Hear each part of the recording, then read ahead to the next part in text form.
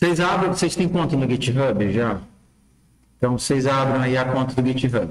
Se tiver alguém que está fazendo no celular, não, atrás.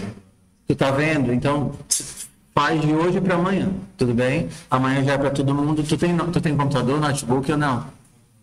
Computador em casa, né? Amanhã a gente vai estar nos computadores da faculdade, aí você já continua de lá, tá? Ok, então vamos tentar entender o que é um controle de versão, que é o que a gente vai utilizar. A gente vai utilizar um software de controle de versão. Antigamente, quando as pessoas escreviam um texto, elas escreviam lá o arquivozinho, né? Escrevia. Aí, quando ele achava que estava bom, ele pegava e salvava como trabalho 1. Aí criava uma cópia e continuava fazendo. Trabalho 2, trabalho 3, trabalho 4. Vocês já fizeram isso? Várias versões do mesmo arquivo. 5, 6, 7, 8, 9, 10. E aí, isso que você estava fazendo, manualmente, era uma coisa chamada de controle de versão. Os sistemas operacionais e alguns softwares, eles fazem isso para você de forma automática, mesmo que você não veja. É um controle de versão meio vagabundo, mas é um controle de versão. Então, alguém já viu o Dropbox aqui? Vocês usam o quê? O Google Drive? Como é? O Google Drive também faz controle de versão? Não, eu falo diferente. Por exemplo, se você abrir aqui alguma coisa no Dropbox, você é capaz de ver o arquivo atual e automaticamente, sem que você tenha que controlar nada, ele guarda todas as versões anteriores. Deixa eu achar onde é que ele faz isso. Clicar aqui com o botão direito, skip. Sai, tá carregando aqui. De novo. Sai, eu quero comprar não. Pronto, está aqui. Renomear, atividade, histórico de versão. Tá vendo aqui, ó? Histórico de versão. E ele vai, como esse não é um arquivo que eu edite muito, não tem. Deixa eu procurar um arquivo que eu edite bastante. Um dos da disciplina, pronto. As coisas que estão no meu Git também estão no Dropbox. Então, eu posso achar elas aqui em Gits, PO, Ghost. Deixa eu achar o arquivo que dá origem a esse repositório. O readme aqui.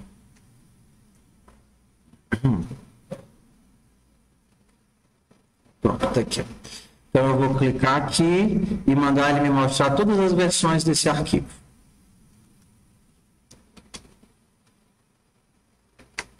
Todas as vezes que eu fiz alguma edição, ele salvou para mim em um momento diferente. Ó. 10.46, 10.19, 9.19, editado, tá vendo aqui, ó? Então, eu posso voltar para qualquer momento no histórico dele. O que é que tinha aqui? Isso tudo foi de hoje. 3 de fevereiro, 2 de fevereiro, todas as mudanças que eu fiz, 29 de janeiro. Eu quero ver qual é a versão que ele tinha no dia 29 de janeiro. Aí, se eu clicar aqui, ele deve abrir para mim a versão, só para que eu consiga visualizar. Beleza, era essa versão mesmo que eu queria. Aí eu posso clicar aqui em restaurar, ele vai pegar a versão atual e substituir. Isso é um controle de versão.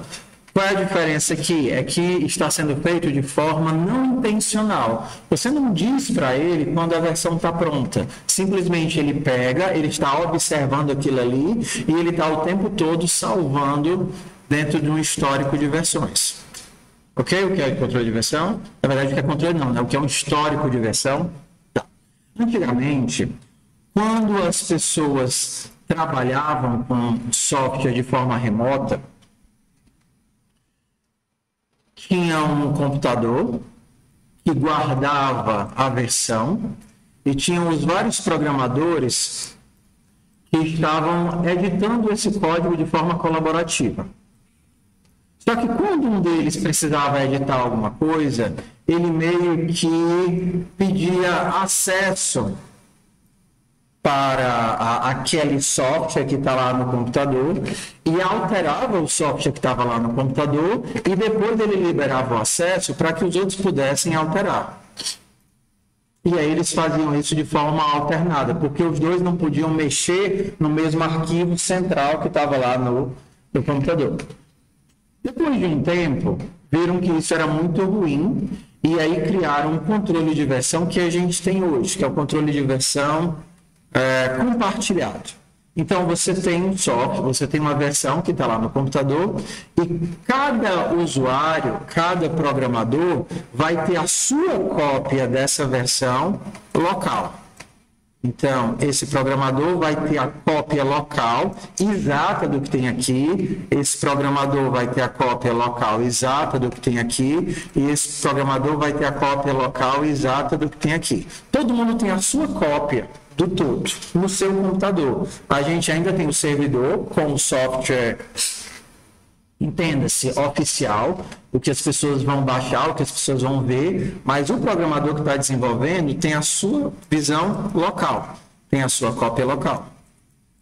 E aí, quando ele faz uma modificação, ele modifica localmente. Modifica, e aí, a partir disso, ele é capaz de, conscientemente, de forma planejada, salvar a versão só quando ele quer. Vocês percebem que o Dropbox fazia de forma automática, o tempo todo salvando.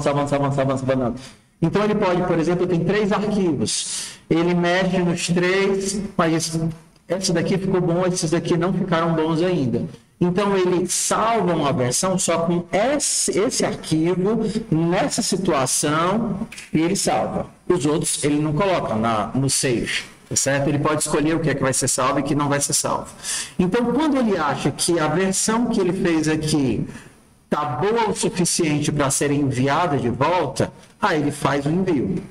E o nome dessas coisas, tudo tem um nomezinho em inglês. Por exemplo, na hora que ele quer enviar a informação de volta, a gente diz que isso é um empurrão. Como é que seria em inglês? Um push, exato, um push. A gente faz um push aqui para enviar de volta. Se por acaso esse carinha que estava aqui, que não fez nada, viu que tem novidades, ele pode atualizar a versão dele, porque ele não tem uma cópia local de tudo. Só que agora o servidor está alterado e ele quer puxar as atualizações. Como é que a gente faz? Um pull. Então ele puxa as atualizações com pull. Ó, push, pull, e por aí vai. Esse processo de gerenciar o controle, gerenciar os arquivos, hoje é feito assim. Esse software, isso aqui é um software, que faz esse controle de versão. Na verdade, existem alguns, só que o mais famoso deles, qual é? É o Git. Então, o Git é o software. O Git é o software que é o programa, tá certo? Que permite salvar uma versão, atualizar um repositório, baixar um repositório, enviar uma versão. É o Git que faz isso. Ué, se o Git faz isso, o que é o GitHub? O GitHub é uma empresa, uma rede social, que nem o Facebook, que nem o Instagram, que nem o YouTube, onde as pessoas usam o Git. Mas é uma rede social.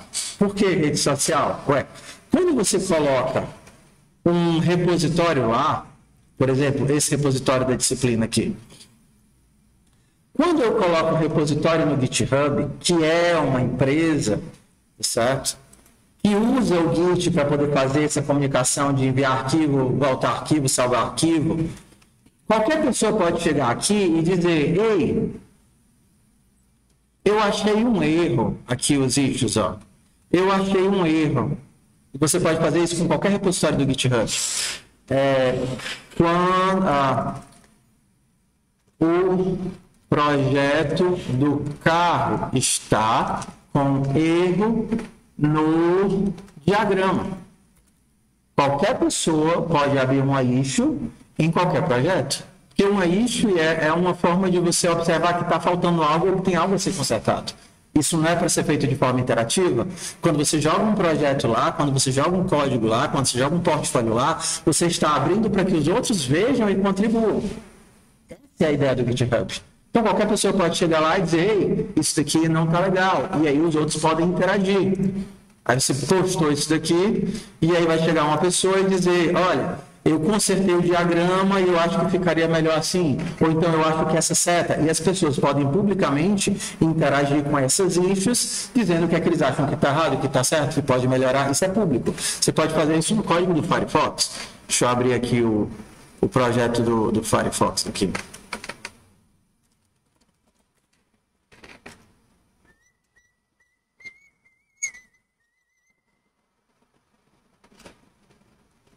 Ó, você tem 1.2 mil issues. Olha, quando você tenta mudar a fonte, isso acontece. Quando você faz isso, nós temos que colocar isso daqui. E as pessoas vão, interagem, abrem, marcam que são bugs. E assim, elas conseguem todo mundo contribuir com um projeto grande. Legal. Você pode. Quando você tem acesso direto a fazer uma escrita no repositório, você pode mandar diretamente via push. Se você não pode fazer esse acesso direto, se você está tentando contribuir com alguém, você tem outros mecanismos, né? Você não pode escrever diretamente no código do Firefox, mas você pode fazer uma coisa que a gente chama de fork, né? Que seria um garfo, seria uma bifurcação, tá? Então, você pega o código do Firefox, faz uma coisa chamada de fork, F-O-R-K.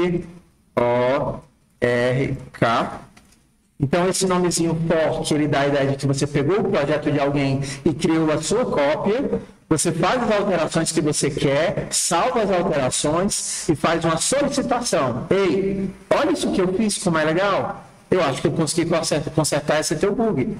Aí ele vai lá, vê o que é que você fez e aí decide se aprova ou não aprova. Então vamos separar. O Git é o software que dá suporte a essas movimentações de código.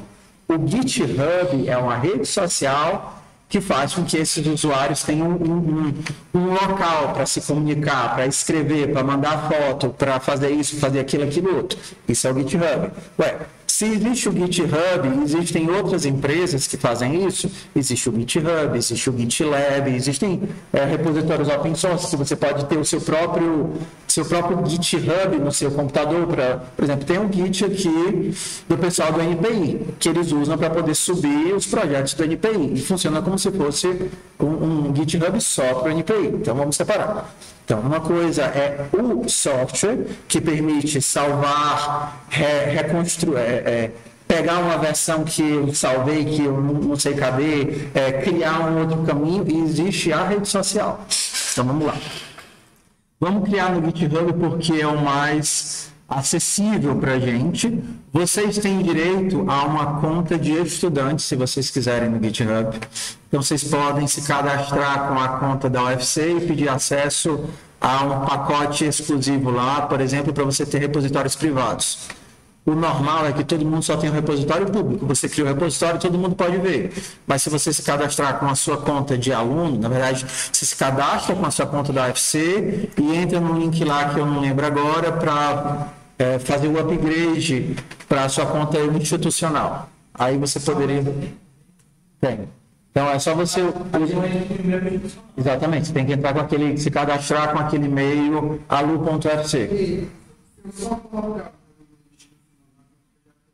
Não, eu acho que tem que... você, além de colocar o e-mail... Assim, você poderia ter qualquer e-mail, mas você precisaria do e-mail institucional para poder promover sua conta. Se você logar com o e-mail institucional, você ainda tem que ir num cantinho lá para... como é o nome? Você vai ter que fazer algum comprovante de matrícula.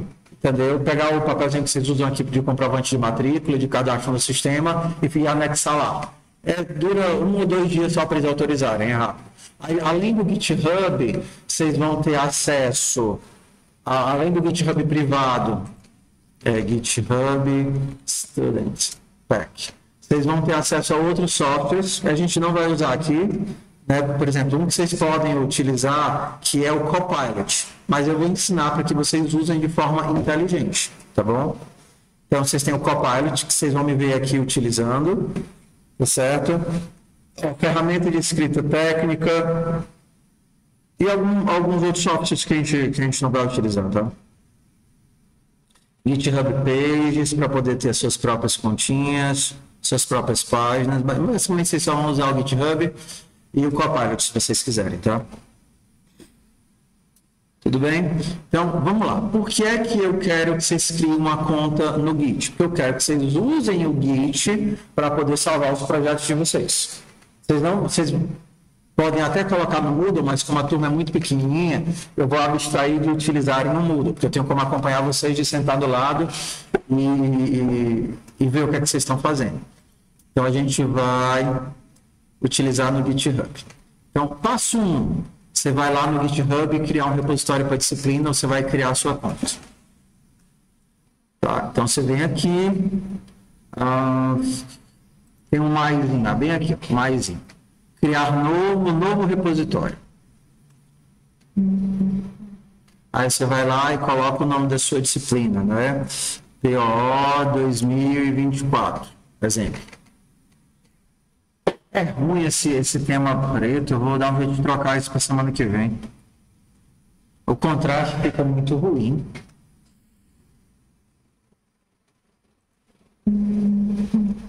Se fosse uma coisa do Firefox. Deixa eu ver, zoom, add-ons e temas. Deixa eu ver se esse daqui dá certo. Como é que eu aplico isso? Aham! Pronto. Ok, coloca aí o nome do repositório na disciplina. Como eu tenho uma conta institucional, eu posso escolher entre público e privado. Eu vou colocar aqui como público. E eu quero que vocês já marquem esse daqui, ó, adicionar um README. Para o repositório já começar com algo, tá? Então, você cria um README. Aqui no Git Ignore não precisa colocar nada. E na licença também não precisa colocar nada. Aí vocês vão lá e colocam criar repositório. Beleza, você já tem um repositório para disciplina. Vocês estão fazendo agora? Pronto, cria um repositório. O GitHub, além de ter essa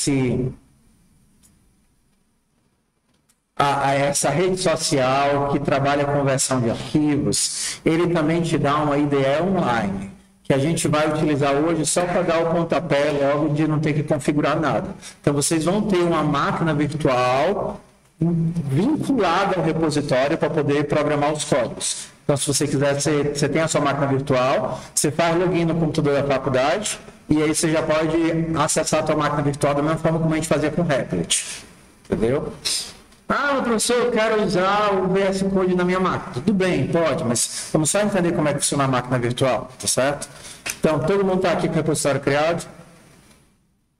Ok. Então, a gente pode vir bem aqui, ó, tem um botãozinho Code, você está vendo? E aí a gente pode criar um Code Space. Code Space é uma máquina virtual que é aberta e carregada dentro do teu repositório. Ou seja, é como se você estivesse trabalhando naqueles arquivos, só que trabalhando a partir de uma máquina virtual que é carregada remotamente. Ué, eu poderia trabalhar com a minha máquina local? Pode. Eu posso pegar aqui a tua máquina, abrir aqui uma pasta e fazer o vínculo. Mas eu vou primeiro pela máquina virtual, para a gente entender. Beleza? Então, você vai clicar aqui em Code e a gente vai criar uma máquina virtual. Ó, Create Code Space on Main. A gente vai criar uma máquina virtual para esse repositório. Então, na hora que você clicar, ele vai demorar um pouquinho, que ele vai criar uma máquina virtual, carregar todos os dados, fazer... E vocês vão ver que ela tem a cara do VS Code. Porque é um VS Code online. São os mesmos atalhos do VS Code, tudo do VS Code vai ser carregado.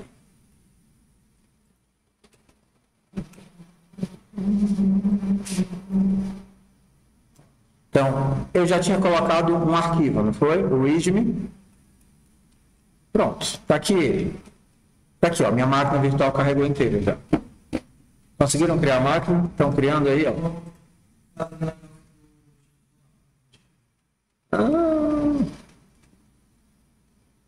Tá, então aqui, ó.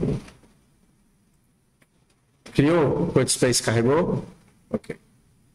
Então, vamos aqui. Para um pouquinho o que vocês estão fazendo para a gente entender agora o fluxo da informação, tá?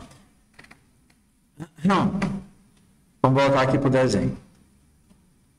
O teu repositório, o teu Git, como é que o Git trabalha? O Git ele pode funcionar independente de uma máquina remota. Esquece o remoto por enquanto. Se você está pensando só em salvar os teus arquivos para poder voltar para o passado, você pode fazer tudo local, tá? Como é que ele funciona? Todas as vezes que a gente cria, que a gente inicializa, vou criar aqui, ó.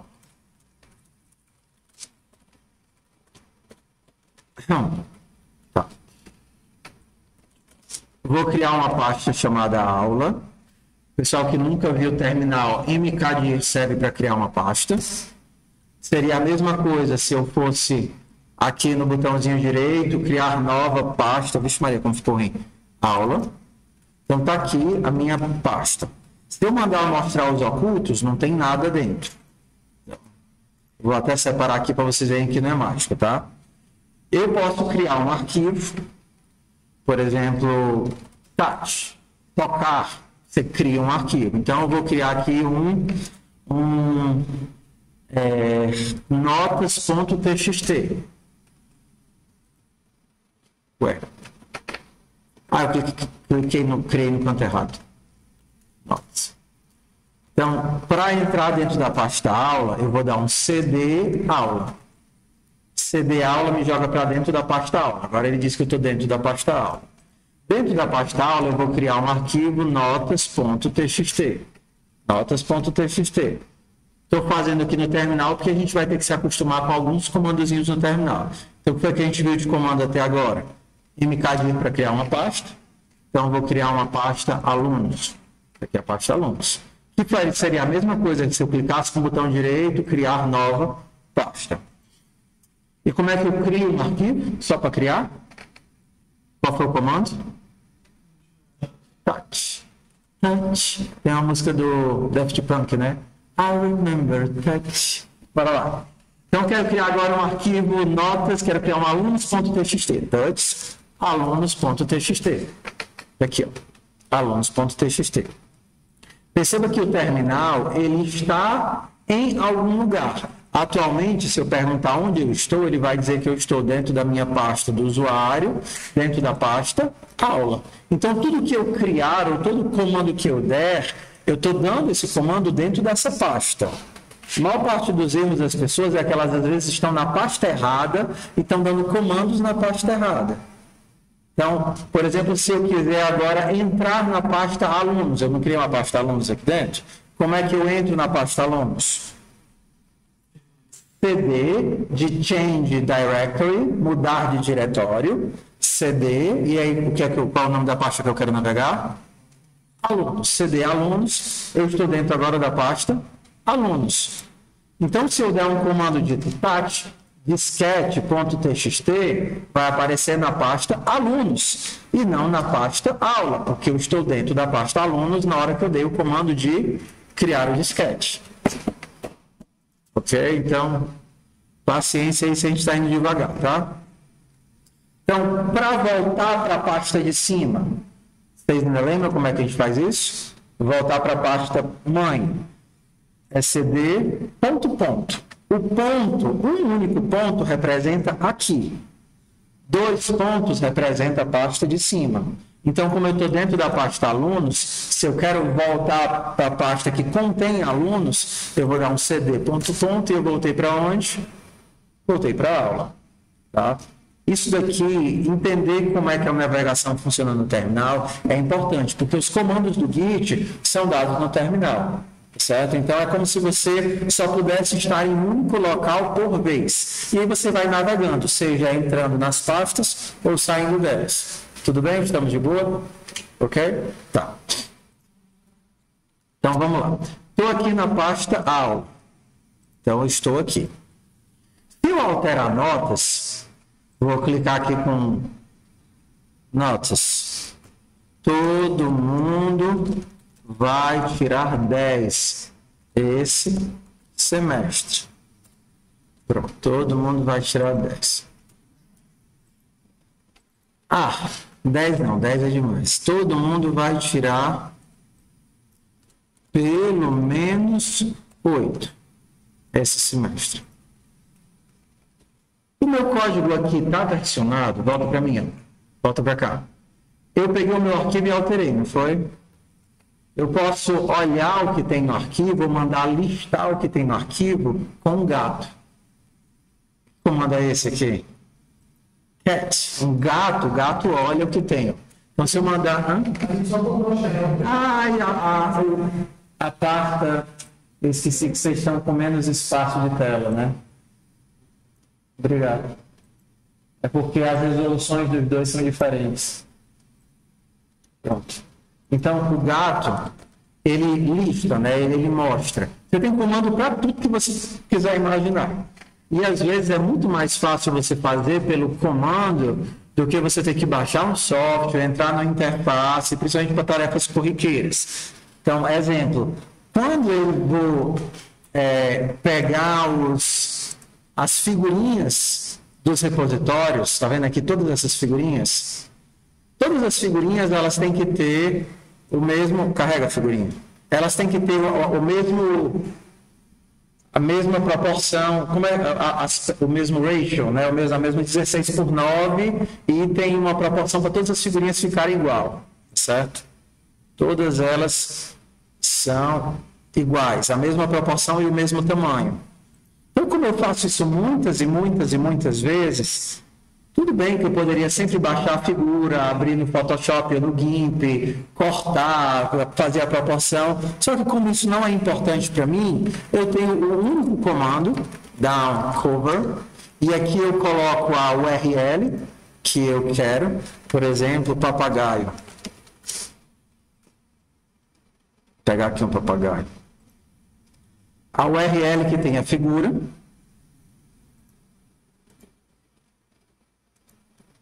Copy image link. Que automaticamente ele vai baixar a figura, um pequeno código, ele vai baixar a figura, ver qual é o centro, cortar no 16:9 e redimensionar. Isso no único comando, porque no fundo a gente está fazendo programação aqui. E aí, a ideia do terminal é a gente poder fazer vários pequenos processos de automação para tarefas rotineiras. Você não tem que ficar fazendo o tempo todo. Então, por exemplo, se eu pedir aqui para abrir o papagaio, que já está renomeado para cover, claro, fez de forma burra, porque é como a cabeça do papagaio. É porque eu escolhi uma figura que era assim, né? Mas se eu tivesse escolhido uma figura mais ou menos assim, ele teria pensado no centro e cortado as bordas para poder aprovar. Exatamente, porque é um código que foi feito justamente para isso. Ué. Então, eu tenho um conjunto de vários códigos que eu utilizo de forma rotineira. Tudo isso aqui são pequenos códigos que eu vou acumulando que eu preciso para alguma coisa. Então, por exemplo, esse daqui, down cover, é esse daqui, ó. Ele baixa usando o wget, então baixa o arquivo, aí depois eu chamo essa função que já existe no Linux, ó. Ele redimensiona para o tamanho que eu quero, baseado no centro, entendeu? E o ponto de corte é o centro. E aí eu estendo ela se ela for pequenininha. Então, esses códigos, nenhum eu precisei inventar e eu nem saberia escrever de novo. Mas eu pesquisei na internet, vi que ele fazia isso daqui, testei, legal. Depois eu só adaptei e salvei para mim. Entendeu? Então, o terminal ele tem essa ideia. Se você tivesse que pensar em baixar um software para fazer isso, ou configurar um software para fazer isso, você perderia muito tempo. Ah, mas você pode deixar lá no presets do GIMP. Ah, tudo bem. Mas a ideia dos comandos do terminal é esse tipo de automação.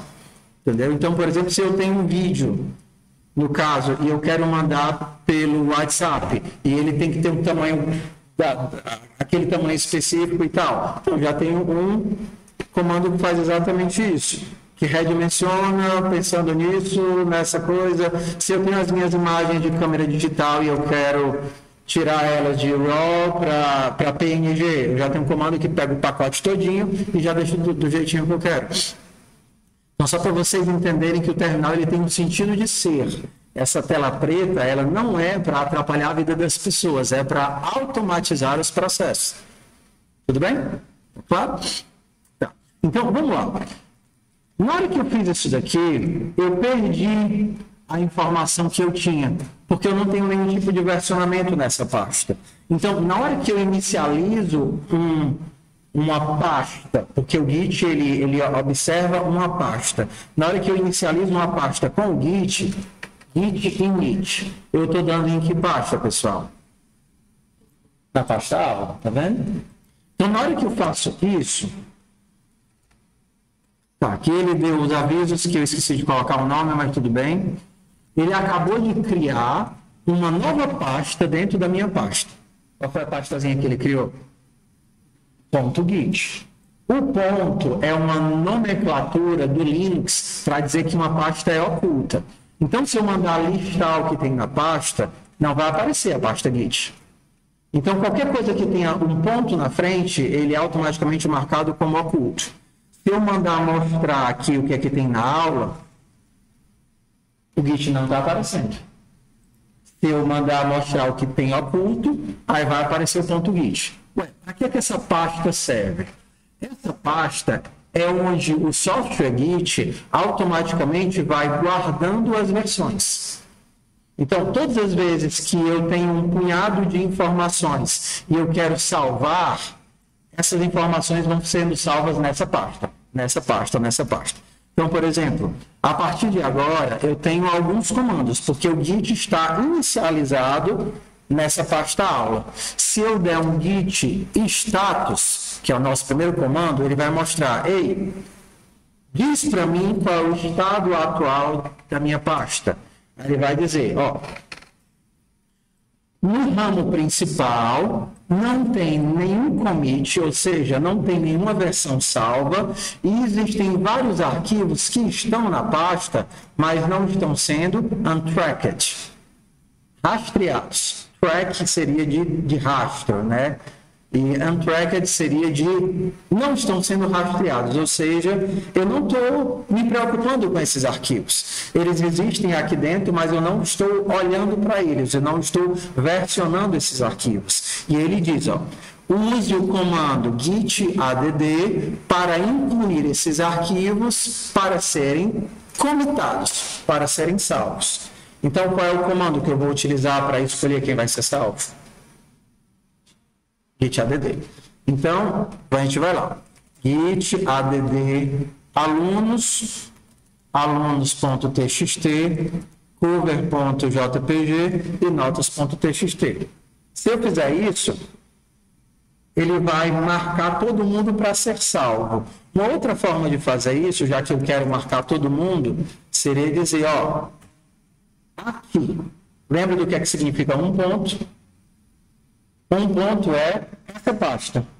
E o que é que significa 2 pontos? A pasta de cima. Então, na hora que eu estou na pasta aula e diz, ei, adicione tudo o que tem aqui. Se eu der agora um git status, ele vai marcar que tudo está marcado para ser comitado. Então, agora a gente vai entender os estados de um processo de Git. O primeiro nível seria o workspace. Workspace. São as coisas na qual você está trabalhando. Trabalhando. O segundo nível, e eu vou mostrar elas aqui, tá certo? Seriam as coisas que estão staged, que estão marcadas. E o terceiro nível seria as coisas que estão comitadas.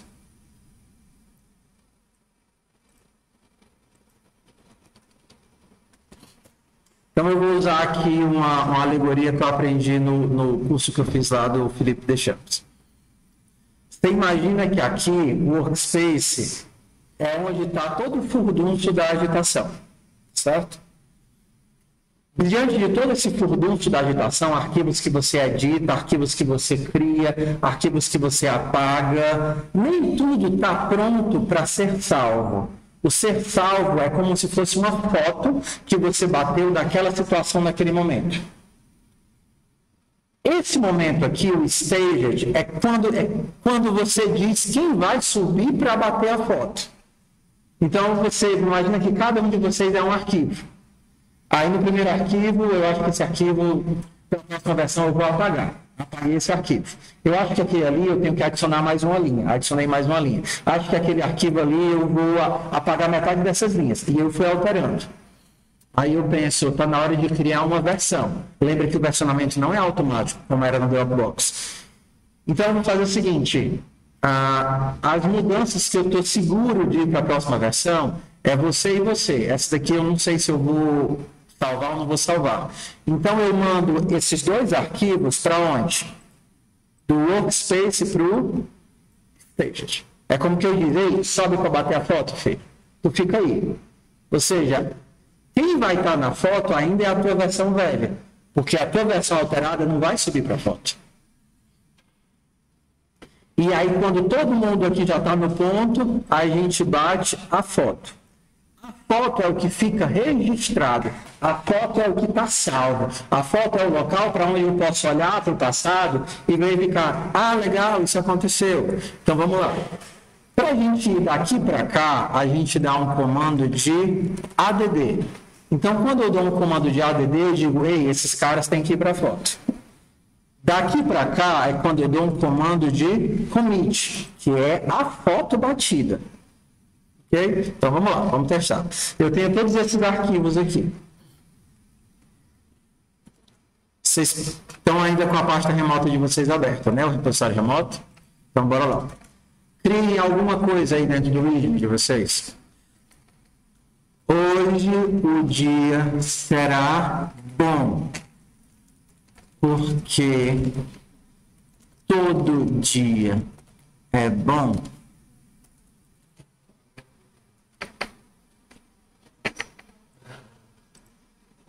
Ok? Salvou, criou uma mensagenzinha.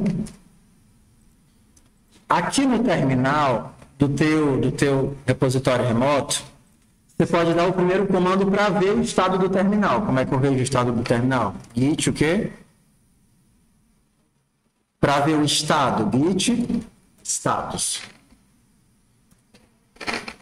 E aí ele vai mostrar, ei, tem um arquivo que está modificado. Que é o arquivo que? README. Ó, está modificado, mas não está marcado para a foto. Não está adicionado na foto. Para voltar para o que era, você vai usar um comando de restore. Então, se eu quero, cara, não ficou legal, ó. Eu queria voltar para o que era. Como é que eu posso voltar? Git restore. E aí eu boto git restore e o nome do arquivo que eu quero restaurar. O readme. Aí na hora que você fizer isso, o que vai acontecer? Ele volta para o que era antes da alteração. Hã? Bora lá. Você vem aqui, se altera, Deus é sempre bom, mesmo quando o ônibus está lotado. Ok, ó. Nesse ponto, você está bem aqui, você está alterando o arquivo, tá vendo? Estou alterando o arquivo, mas ele não está marcado para ser salvo. Eu posso voltar para o que era. E eu posso voltar para o que era com o comando de restore. Ou eu posso salvá-lo. Para salvá-lo, eu preciso de dois passos. Quais são os dois passos para salvá-lo? Primeiro eu vou marcar que ele vai para a foto e depois eu vou bater a foto. Então vamos lá, já que você fez a alteração, marque que ele vai para a foto. Dá um git add readme. No terminal, você pode usar o tab e você deve usá-lo com profusão. Então, se você escrever só o primeiro símbolo ou o segundo e você quiser que ele complete, você dá só o tabzinho que ele vai completar. Então, você não precisa escrever tudo. Ó. Adicionei. Então, se eu der um git status agora, ele vai dizer, ó, beleza, essas mudanças aqui estão prontas para serem salvas, para serem comitadas. Ou seja, esse cara já subiu para bater a foto. Se você quiser voltar para o que era, você ainda pode voltar. Mas não, eu quero bater a foto. Então, para bater a foto, a gente usa com qual comando? Commit.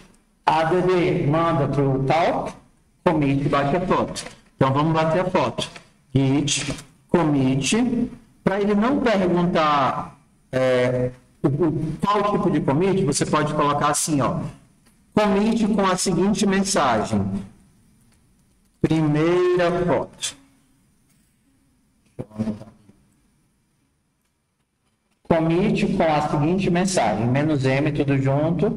E aí você coloca a primeira foto. Então, isso daqui vai estar salvo para a tua primeira foto.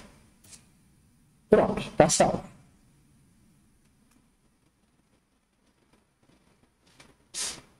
Vamos lá. Alterar o arquivo. Façam agora. Peguem o README de vocês. Vocês têm o README. Alterem. Manda para o stage. Deem um add. E depois façam o commit.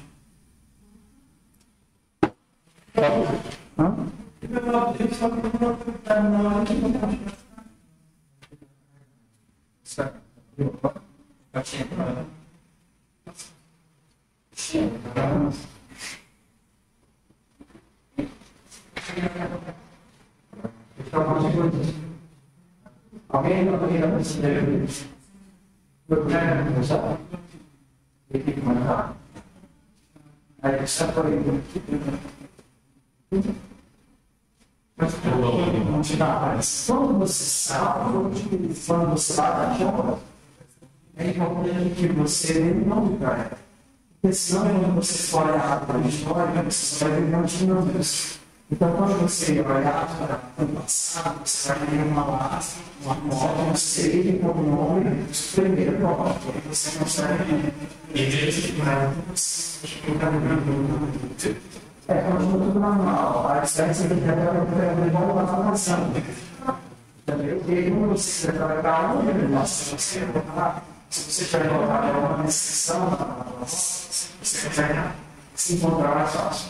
Então, a primeira foto seria a versão antes de conservar a palete, a versão depois de ver uma coisa. Essa é a descrição que permite, caramba, porque foi, quando foi que eu fiz aquele ser, eu acho que é alguma coisa, você vai dar uma história, você vai dar todos os nossos tapas aqui, você vai voltar para lá. Você sabe que abriu ou não? Vai lembrar de novo.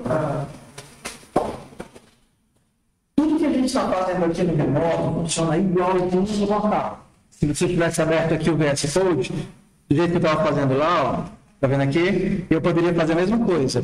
Git, add todo mundo, git, commit, me perguntaram o que é esse "-m". Git, commit, "-m", primeiro save. Quando a gente faz um commit, é importante que a gente deixe uma mensagem para dizer o que é que aquela foto representa, porque quando você olha no histórico de fotos, ou seja, de commits, você tem que ter alguma coisa para se situar em relação ao que você quer.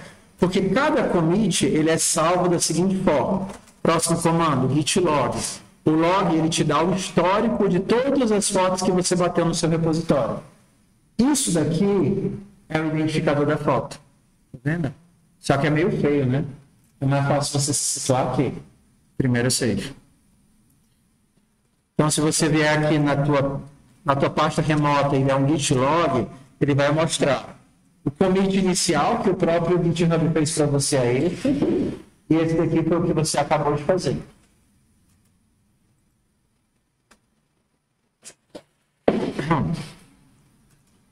Tá? Então, vamos brincar de navegar nos nossos saves, tá? Vamos criar aqui outro arquivo.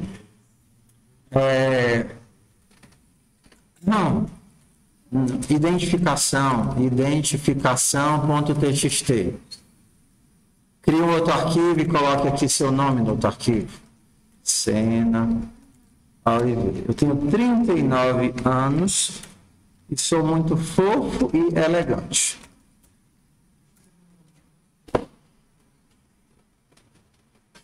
Fofo. Abriu do certo agora? Beleza. Agora você pode ir lá no README e adicionar Deus é sempre bom, mesmo quando o ônibus está lotado e não parou para mim.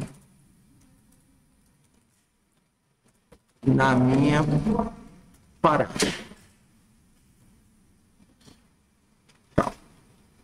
Pronto. Eu criei um arquivo novo e alterei um arquivo que existia. Se eu der um git status bem aqui, ele vai mostrar essas informações. Ei, existe um arquivo que está rastreado e você alterou, e existe um arquivo que não está rastreado. Tá vendo aqui, ó? Untracked, arquivos não rastreados, identificação. Arquivos rastreados que não foram marcados para serem comitados. README. Todas essas informações que vocês veem com o status, ele também mostra através desse botãozinho aqui, ó. Controle de versão. Clica aqui, ó. Todas as IDEs que vocês forem interagir, todas elas vão ter uma integração com o repositório, com o Git, GitHub e repositórios remotos. Ó, aqui ele está dizendo, ei, o arquivo README, ele está alterado, mas foi modificado, e o arquivo de identificação, ele não está rastreado. Como é que eu consigo ver a diferença entre os arquivos? Aí vão ter várias. Por exemplo, se você clicar aqui, ele vai mostrar a diferença entre o que era e o que é agora. Isso é a versão antiga, Deus é sempre bom, mesmo quando o ônibus está lotado, e essa é a versão atual. Deus é sempre bom, mesmo quando o ônibus está lotado e não parou na minha parada. Aqui, ó. Então, isso daqui já é um diff, ele está mostrando a diferença entre o que eu acabei de alterar e o que era no commit anterior. Aí eu posso dizer, beleza, eu vou voltar para o que era, ou eu vou aceitar isso daqui, e aí a gente pode ir manipulando de um para o outro, diz? Tá.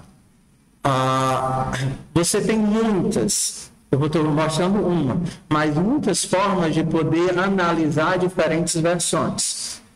Teve uma versão que eu salvei quando dei o commit, e tem uma versão nova, que é o que eu estou editando agora.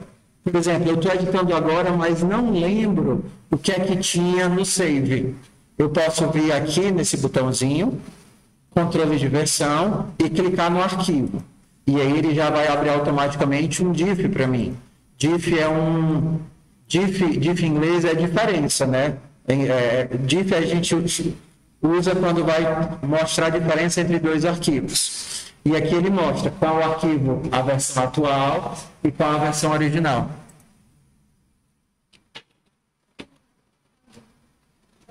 Oi. É porque você não alterou o arquivo. Você precisa ter alguma alteração para ele mostrar que existe um arquivo alterado. Então você pega, por exemplo, se eu vier aqui agora, na minha sala, só ficaram os alunos que eu queria. O resto mandei embora, pois não prestava nenhum.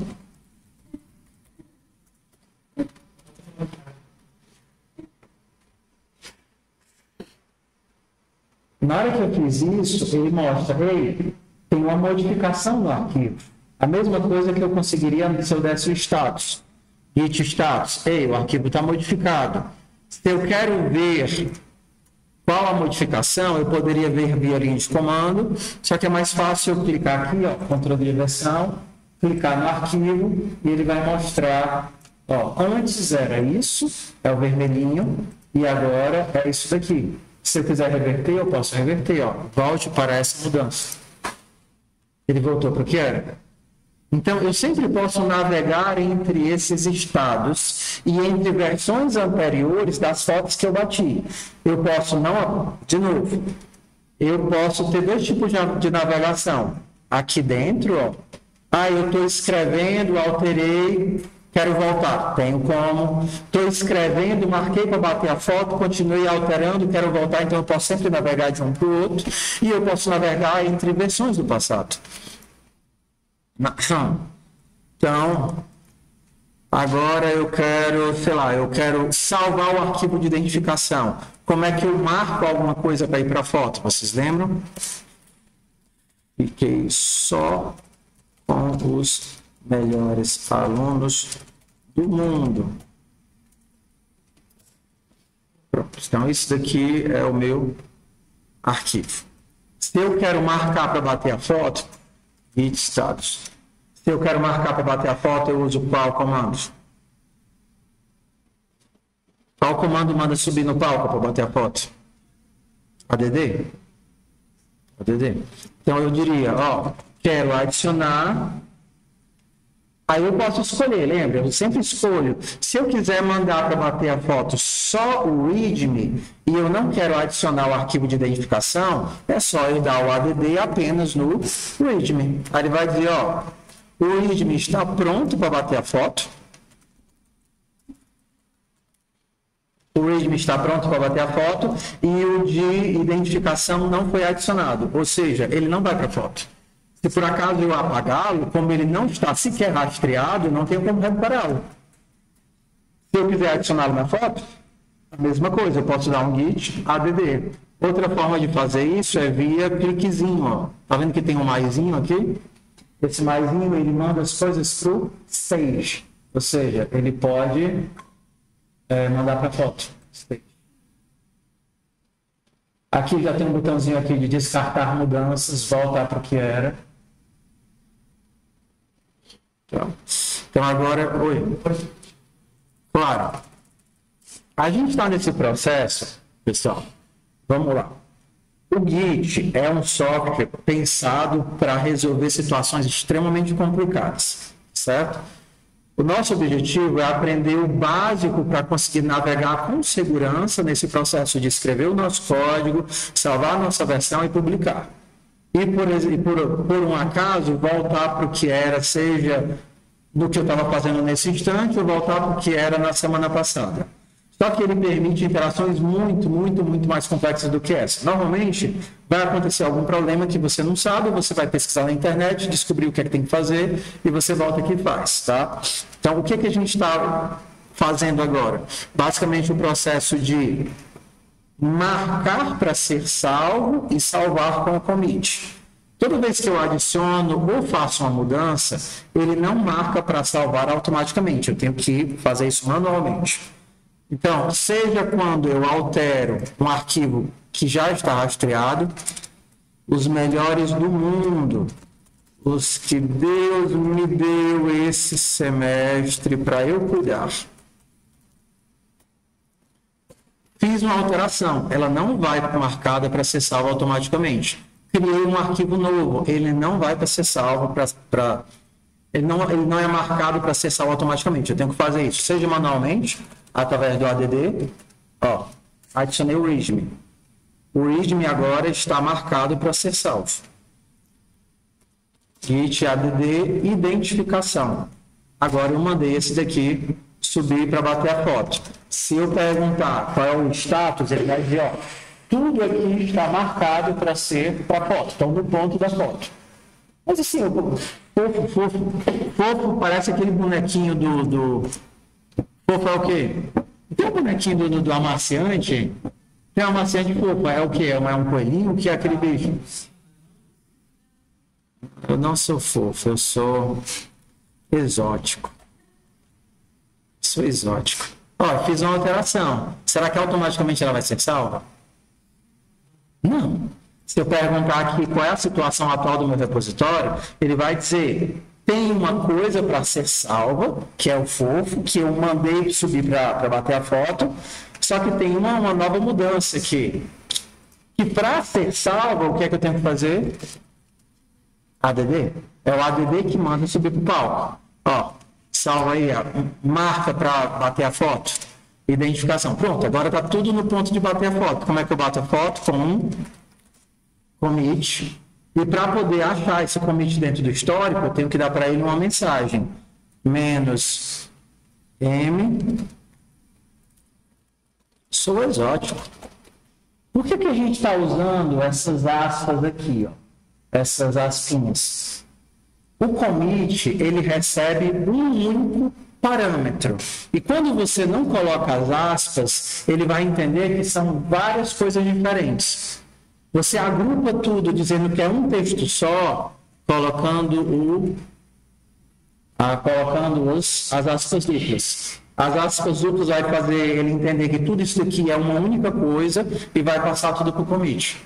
Professor, eu só posso fazer o commit assim? Não tem como fazer o commit via interface? Não, tem.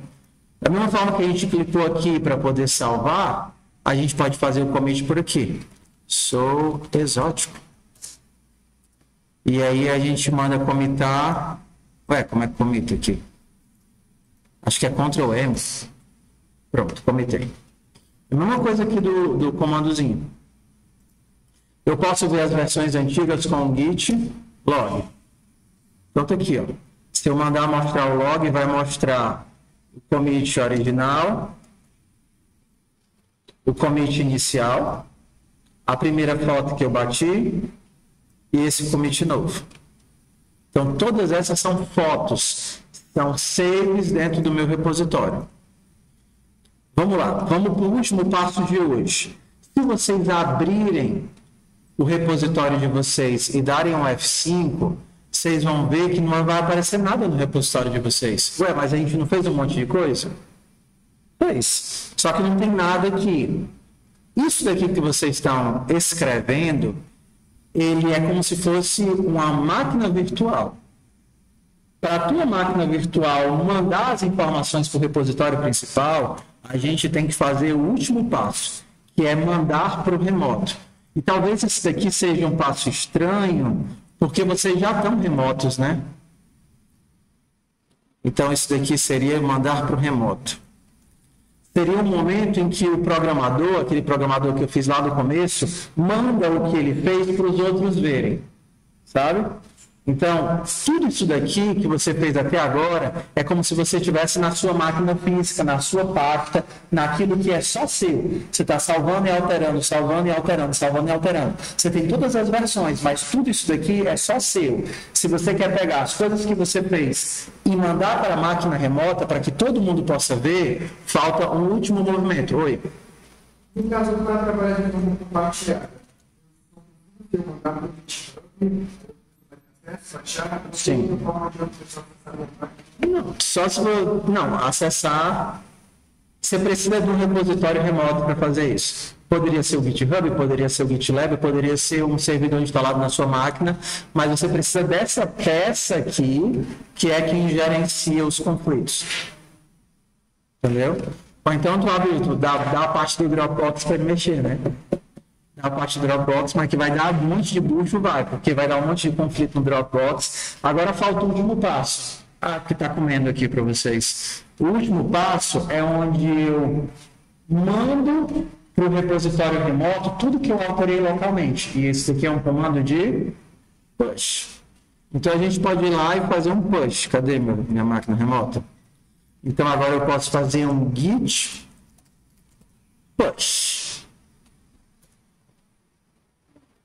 Agora ele pegou tudo que eu tinha salvo localmente e mandou para o repositório remoto. E no caso de vocês, quem é o repositório remoto? É o GitHub. Agora está aqui. Agora publicou. Até então, estava dentro de uma instância carregada, uma instância remota de uma máquina virtual que foi criada e só você tem acesso. Isso daqui poderia ser feito também na tua máquina local. Ao invés de ser essa máquina remota do CodeSpaces, você poderia puxar para a sua máquina local e aí fazer tudo o que a gente fez. ADD, mudar, editar e tudo mais, commit. E quando tivesse tudo pronto, a gente enviava de volta para publicar com o comando de push. Professor, isso daí vai servir para a gente para quê? Da mesma forma que a gente fez no semestre passado, a gente vai fazer, só que a gente vai fazer na máquina, na IDE. Isso daqui que vocês estão vendo é um IDE, tá certo? Para poder integrar com as atividades da disciplina, a gente vai instalar um aplicativo para poder baixar e rodar os problemas. Aqui, ó. Olha como é fácil. Calma. Aí ele vai instalar esse aplicativozinho.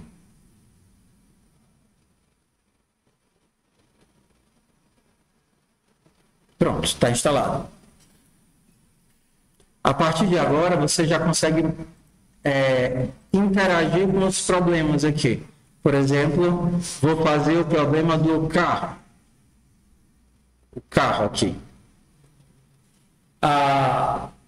O label do carro é carro. O label é o que tem arroba. Então, se eu quisesse baixar o problema do carro, bastava eu no meu repositório fazer. A gente vai fazer isso amanhã, tá? Só mostrando para vocês para que a gente viu isso tudo. Então, agora eu quero baixar do repositório de PO o problema do carro. Eu quero baixar para TypeScript. Aí ele baixou para você as atividades aqui do carro. Se você mandar listar, você tem aqui agora a atividade do carro. Quero ver.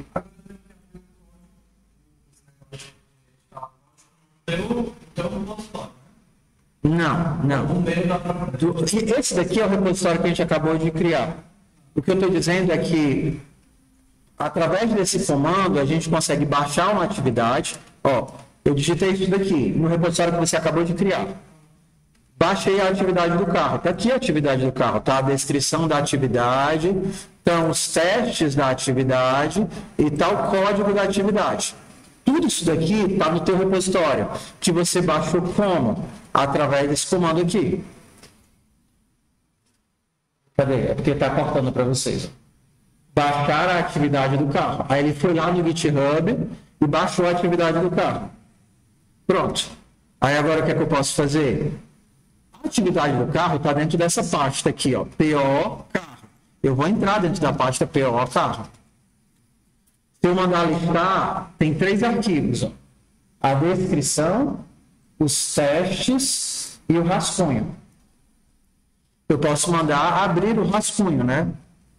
Que é onde eu vou fazer o meu código. Está aqui o rascunho. Aí eu vou implementar o rascunho, vou fazer o código e vou rodar o código. Eu vou implementar para passar nos testes. E para passar nos testes, a gente vai rodar, passar nesses testes, esse rascunho. Aí ele vai dizer, ei, você não tem o ESBuild. Tá? Tudo apt install ESBuild.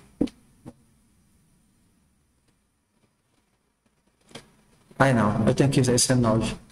npm install ESBuild.